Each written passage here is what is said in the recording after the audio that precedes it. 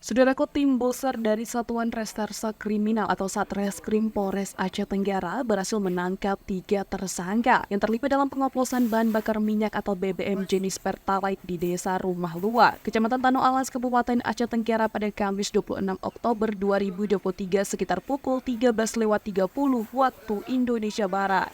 Kapolres Aceh Tenggara KBP Erdoni Sumarsono SIKMA melalui Kasat Reskrim Ibtu Bagus Pribadi SH memberikan informasi mengenai penangkapan tersebut kepada Tribunnews.com pada Jumat 27 Oktober 2023. 3 tersangka yang ditangkap adalah MS 54 tahun dari Desa Lawe Kinga Tebing Tinggi, Kecamatan Semadam, Kabupaten Aceh Tenggara.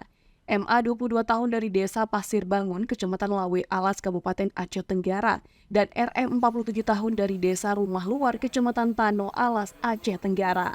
Dalam operasi penangkapan ini, polisi berhasil mengamankan sejumlah barang bukti, termasuk 45 jerigen berwarna biru yang berisikan minyak oplosan dengan ukuran 50 liter, 7 jerigen berwarna putih yang juga berisikan minyak oplosan ukuran 50 liter, 13 jerigen berwarna biru berisi minyak oplosan dengan ukuran 33 liter. 10 jerigen berwarna putih berisikan minyak oplosan ukuran 33 liter. 8 jerigen berwarna putih berisi minyak Pertalite dengan ukuran jerigen 33 liter. Serta 2 jerigen berwarna biru berisikan minyak Pertalite ukuran 33 liter. 2 jerigen berwarna putih berisikan minyak mentah ukuran 50 liter, 1 buah alat timbangan dengan ukuran 100 kg. Dan 1 unit mobil Toyota Avanza berwarna silver dengan nomor plat BL1348HG yang telah dimodifikasi dengan tangki berisi sekitar 200 liter.